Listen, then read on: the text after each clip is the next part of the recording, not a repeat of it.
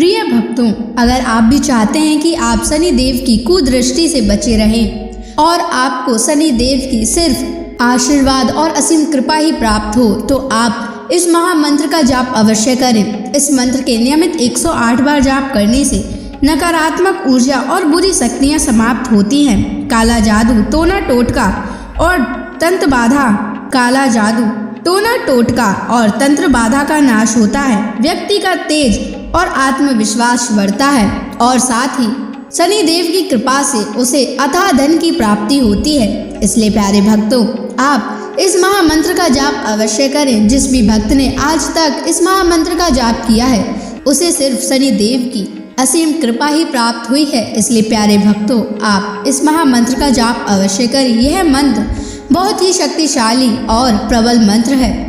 इस मंत्र का प्रभाव तुरंत ही दिखाई देने लगता है और साथ ही आपका जीवन सुखद हो जाएगा। अगर आप शनि देव का आशीर्वाद प्राप्त करना चाहते हैं तो इस वीडियो को लाइक और चैनल को सब्सक्राइब जरूर कर दीजिए और कमेंट बॉक्स में जय शनि महाराज अवश्य लिख दीजिए। तो चलिए भक्तों, मंत्र का जाप करना प्रारंभ करते हैं। ओम ह्रीं सन शनैश्चराय सर्वदोष निवारणाय स्वाहा। ओम ह्रीं सन शनैश्चराय सर्वदोष निवारणाय स्वाहा। ओम ह्रीं सन शनैश्चराय सर्वदोष निवारणाय स्वाहा।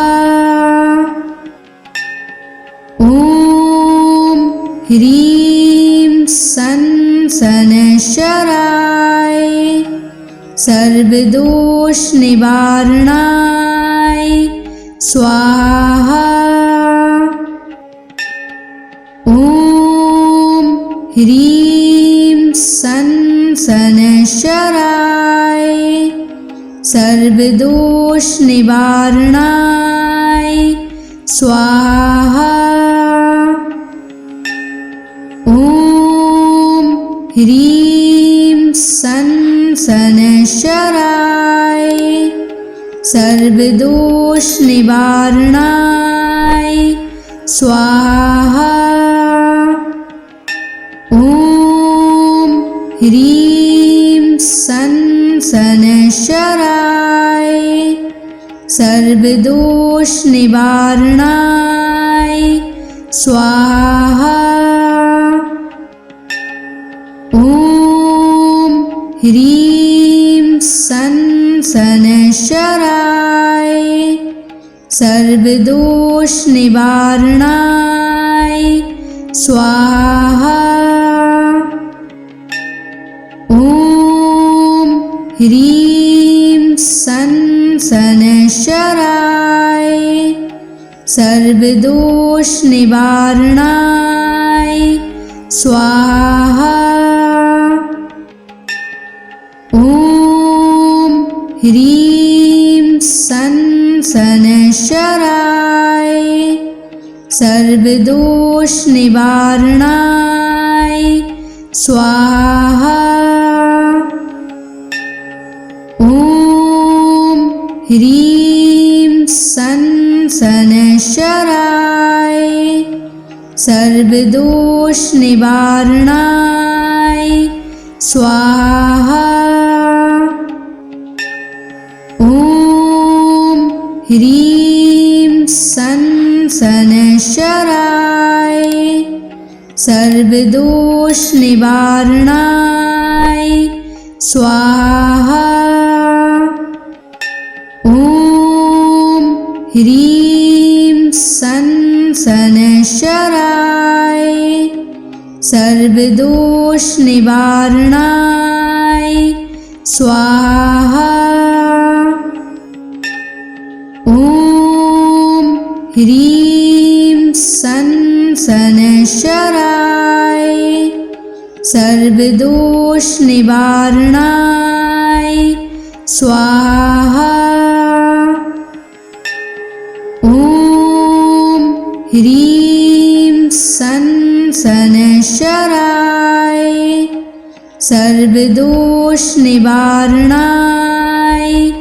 स्वाहा। ॐ ह्रीं सन् शनैश्चराय सर्वदोषनिवारणाय स्वाहा। ॐ ह्रीं सन् शनैश्चराय सर्वदोषनिवारणाय स्वाहा।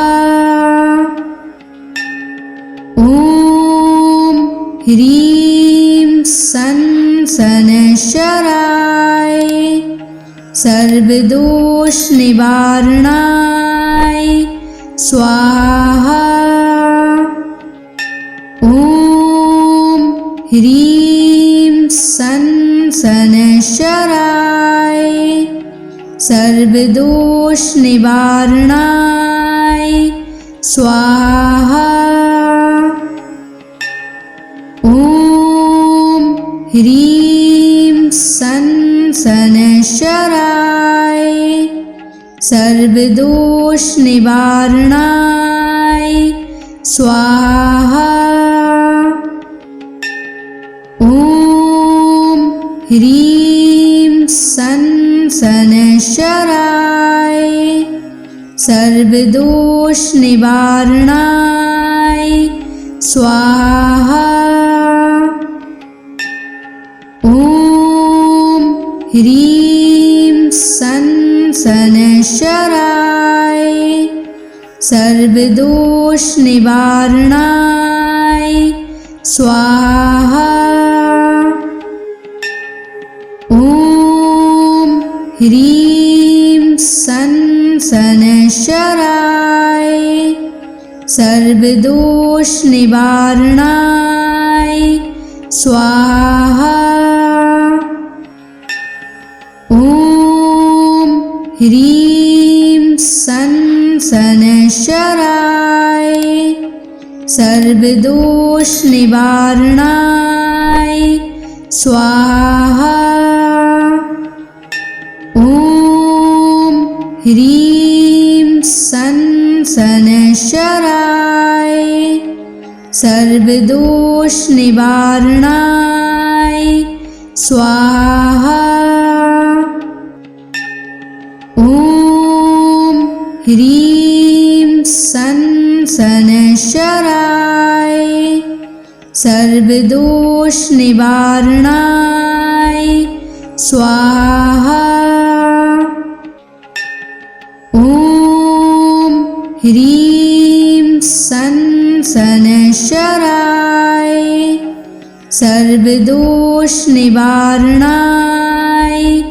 स्वाहा। ॐ ह्रीं सन् शनैश्चराय सर्वदोषनिवारणाय स्वाहा। ॐ ह्रीं सन् शनैश्चराय सर्वदोषनिवारणाय स्वाहा।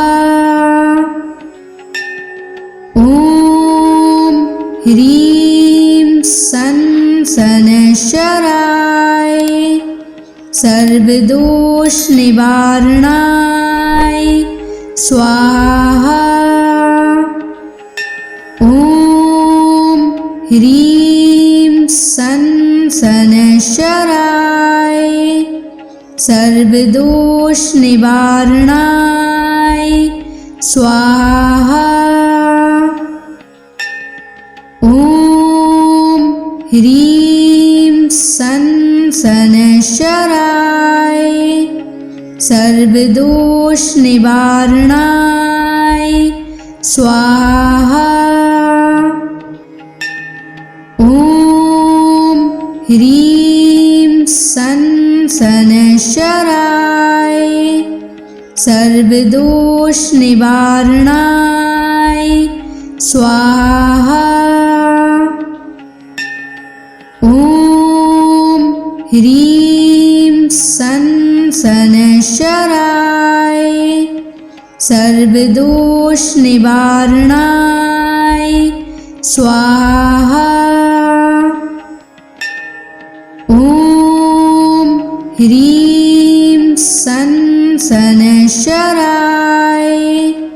सर्वदोष निवारणाय स्वाहा। ॐ ह्रीं सनशराय सर्वदोष निवारणाय स्वाहा। ॐ ह्रीं सनशराय सर्वदोष निवारणाय स्वाहा। ॐ ह्रीं सनशराय सर्वदोष निवारणाय स्वाहा। ॐ ह्रीं सनशराय सर्वदोष निवारणाय स्वाहा। ॐ ह्रीं सनशराय सर्वदोष निवारणाय स्वाहा। ॐ ह्रीं सनशराय सर्वदोष निवारणाय स्वाहा। ॐ ह्रीं सनशराय सर्वदोष निवारणाय स्वाहा। ॐ ह्रीं सनशराय सर्वदोष निवारणाय स्वाहा।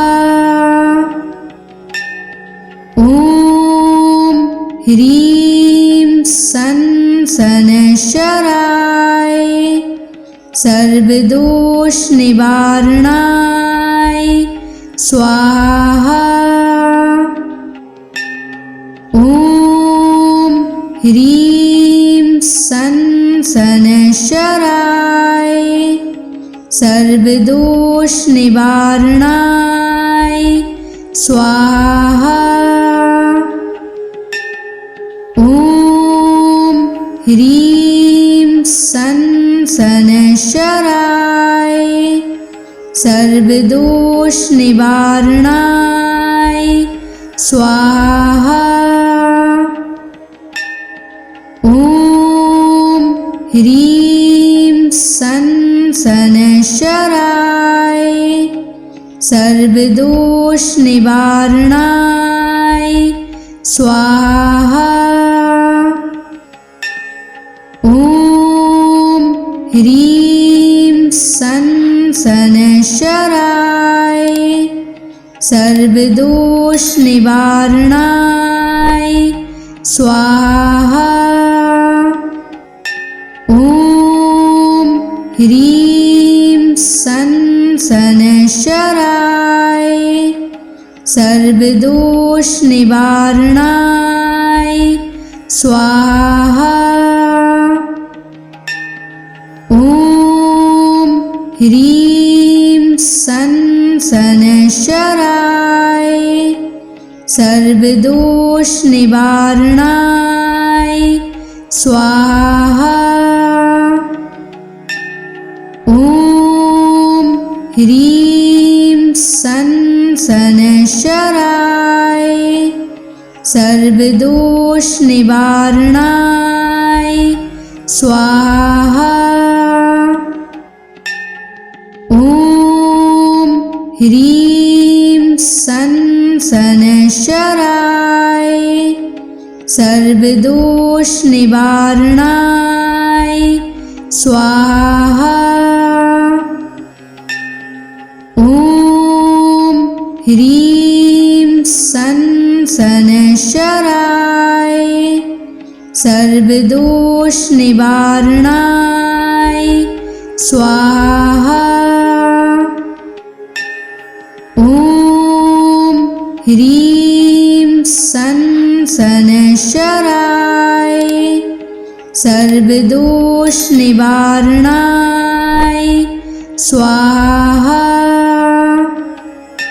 ॐ ह्रीं सन शनैश्चराय सर्वदोष निवारणाय स्वाहा। ॐ ह्रीं सन शनैश्चराय सर्वदोष निवारणाय स्वाहा। ॐ ह्रीं सन शनैश्चराय सर्वदोष निवारणाय स्वाहा। ॐ ह्रीं सन शनैश्चराय सर्वदोष निवारणाय स्वाहा। ॐ ह्रीं सन शनैश्चराय सर्वदोष निवारणाय स्वाहा। ॐ ह्रीं सन शनैश्चराय सर्वदोष निवारणाय स्वाहा। ॐ ह्रीं सन शनैश्चराय सर्वदोष निवारणाय स्वाहा। ॐ ह्रीं सन शनैश्चराय सर्वदोष निवारणाय स्वाहा। ॐ ह्रीं सन शनैश्चराय सर्वदोष निवारणाय स्वाहा। ॐ ह्रीं सन शनैश्चराय सर्वदोष निवारणाय स्वाहा। ॐ ह्रीं सन शनैश्चराय सर्वदोष निवारणाय स्वाहा। ॐ ह्रीं सन शनैश्चराय सर्वदोष निवारणाय स्वाहा। ॐ ह्रीं सन शनैश्चराय सर्वदोष निवारणाय स्वाहा। ॐ ह्रीं सन शनैश्चराय सर्वदोष निवारणाय स्वाहा। ॐ ह्रीं सन शनैश्चराय सर्वदोष निवारणाय स्वाहा। ॐ ह्रीं सन शनैश्चराय सर्वदोष निवारणाय स्वाहा। ॐ ह्रीं सन् शनैश्चराय सर्वदोषनिवारणाय स्वाहा। ॐ ह्रीं सन् शनैश्चराय सर्वदोषनिवारणाय स्वाहा। ॐ ह्रीं सन् शनैश्चराय सर्वदोषनिवारणाय स्वाहा। ॐ ह्रीं सन् शनैश्चराय सर्वदोषनिवारणाय स्वाहा। ॐ ह्रीं सन् शनैश्चराय सर्वदोषनिवारणाय स्वाहा। ॐ ह्रीं सन् शनैश्चराय सर्वदोषनिवारणाय स्वाहा। ॐ ह्रीं सन् शनैश्चराय सर्वदोषनिवारणाय स्वाहा।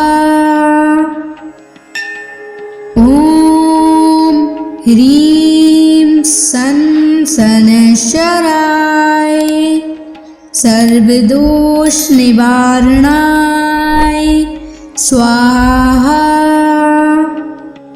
ॐ ह्रीं सन् शनैश्चराय सर्वदोषनिवारणाय स्वाहा।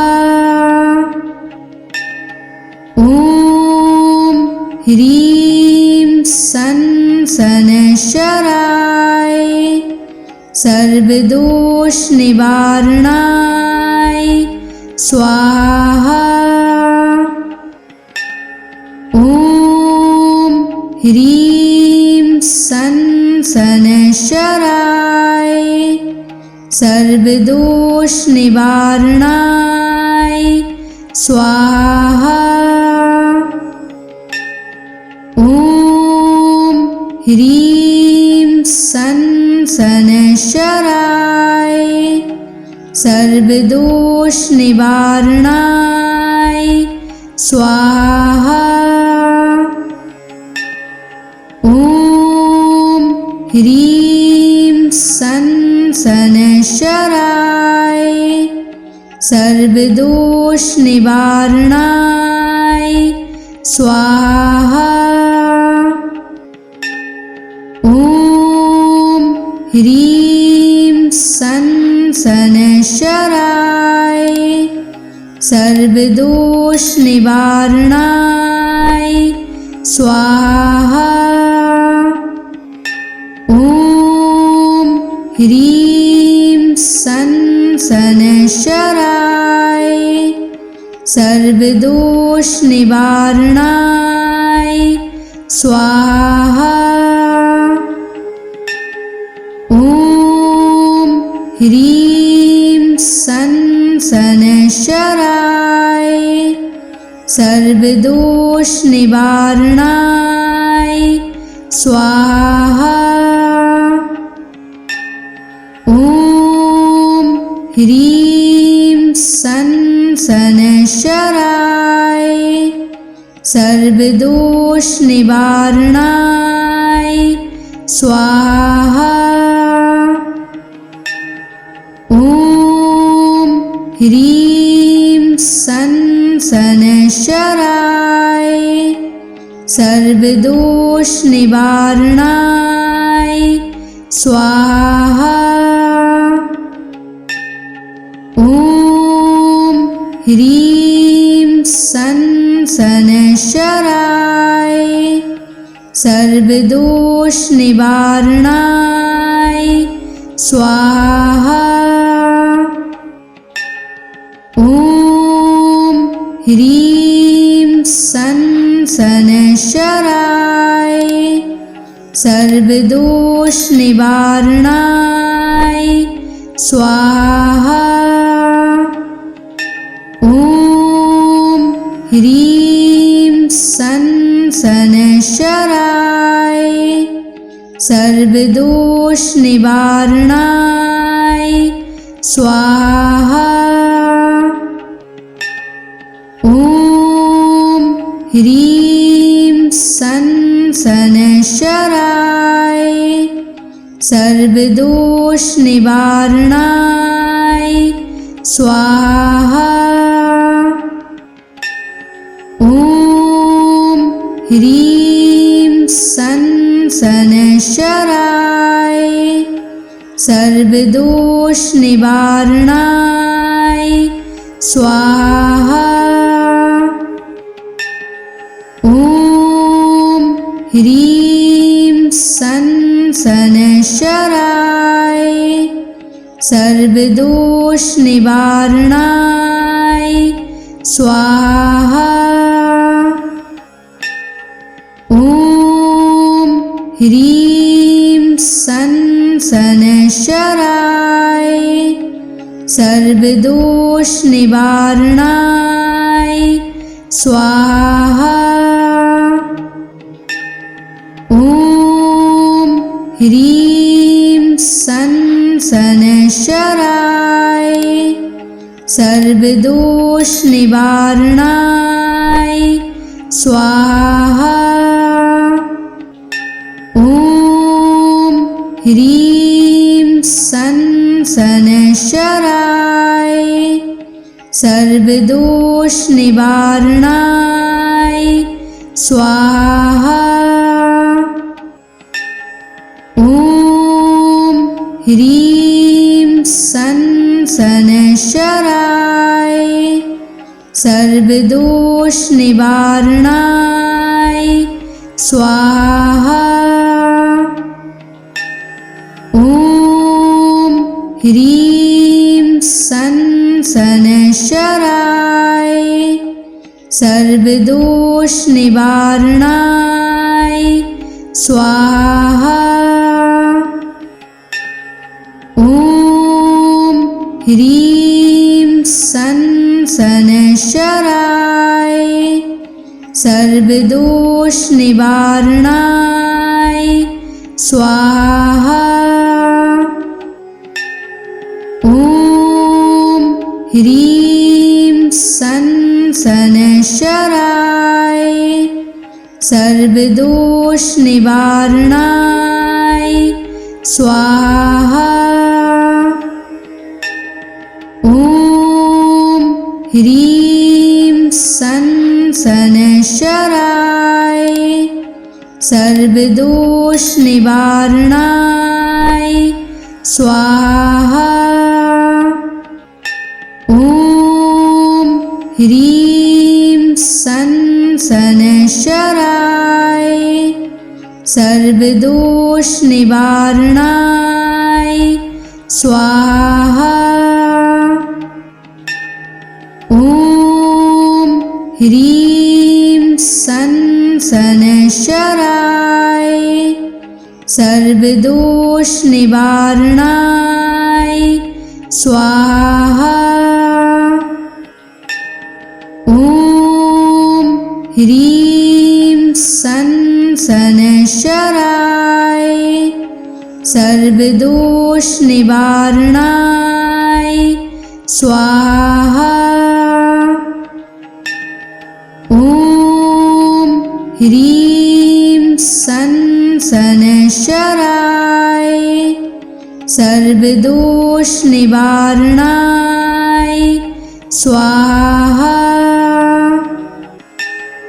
ॐ ह्रीं सं शनैश्चराय सर्वदोष निवारणाय स्वाहा। ॐ ह्रीं सन शनैश्चराय सर्वदोष निवारणाय स्वाहा। ॐ ह्रीं सन शनैश्चराय सर्वदोष निवारणाय स्वाहा। ॐ ह्रीं सन शनैश्चराय सर्वदोष निवारणाय स्वाहा। ॐ ह्रीं सन शनैश्चराय सर्वदोष निवारणाय स्वाहा। ॐ ह्रीं सन शनैश्चराय सर्वदोष निवारणाय स्वाहा। ॐ ह्रीं सन शनैश्चराय सर्वदोष निवारणाय स्वाहा। ॐ ह्रीं सन शनैश्चराय सर्वदोष निवारणाय स्वाहा। ॐ ह्रीं सन शनैश्चराय सर्वदोष निवारणाय स्वाहा। ॐ ह्रीं सन शनैश्चराय सर्वदोष निवारणाय स्वाहा। ॐ ह्रीं सन शनैश्चराय सर्वदोष निवारणाय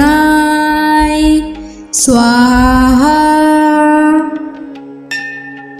ॐ ह्रीं सन शनैश्चराय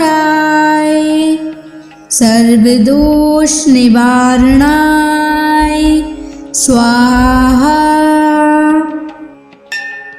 ॐ ह्रीं सन शनैश्चराय सर्वदोष निवारणाय स्वाहा।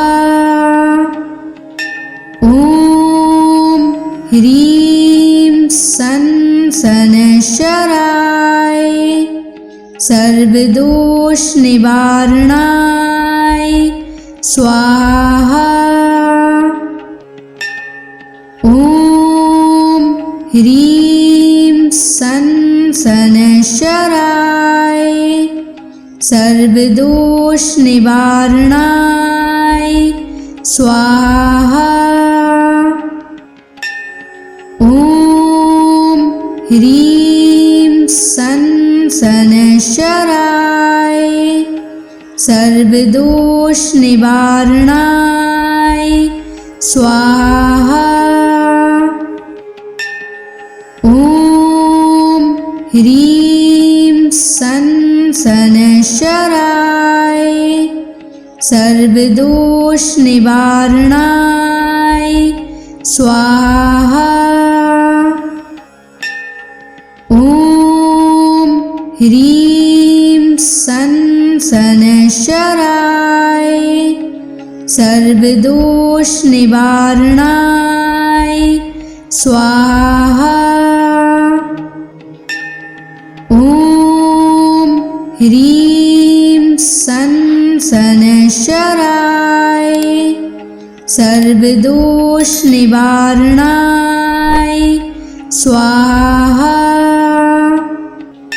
ॐ ह्रीं सन शनैश्चराय सर्वदोष निवारणाय स्वाहा। ॐ ह्रीं सन् शनैश्चराय सर्वदोषनिवारणाय स्वाहा। ॐ ह्रीं सन् शनैश्चराय सर्वदोषनिवारणाय स्वाहा। ॐ ह्रीं सन् शनैश्चराय सर्वदोषनिवारणाय स्वाहा। ॐ ह्रीं सन् शनैश्चराय सर्वदोषनिवारणाय